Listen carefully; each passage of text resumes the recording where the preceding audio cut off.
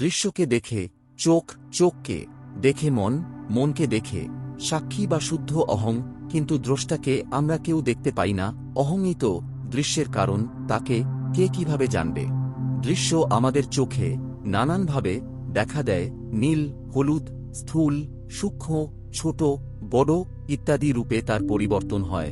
আমাদের চোখ এদের দেখে এইভাবেই, কিন্তু অন্যদিকে এইগুলো একেই থাকে, কোনো পার্থক্য এদের মধ্যে নেই। অর্থাৎ ওই বস্তুর জন্য লাল ও নীল এই ভেদ বৈধ নয়, শুধু মানব মনেই ভেদ সৃজন হয়। আমাদের চোখের অন্ধ হওয়া, তীক্ষ্ণ হওয়া কিংবা দুর্বল হওয়া মন দেখতে পায়, কারণ মনের সাথে চোখের সম্পর্ক আছে।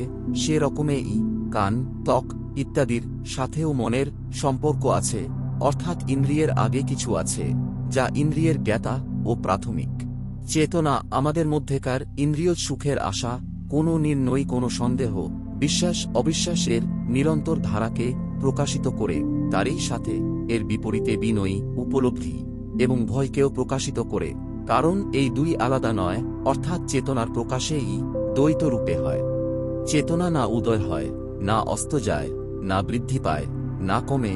চেতনা স্বপ্রকাশ, তাই বাহ্যিক কোনো আলো ছাড়াই সব কিছুকে প্রকাশিত করে সকল ক্ষয় বৃদ্ধির দ্রষ্টাকে অক্ষয় হতে হবে, না হলে ভেদকে প্রকাশ করবে কিভাবে? বুদ্ধিতে চৈতন্যের প্রতিফলন হয়, আপেক্ষিকভাবে দ্বৈতের সৃজন হয়।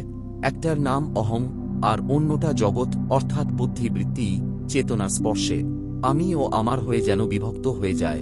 মূলত দুই নেই, ঠিক যেমন আপনি ও আপনার ছায়া, মূলত ছায়া একেরই বিকার মাত্র।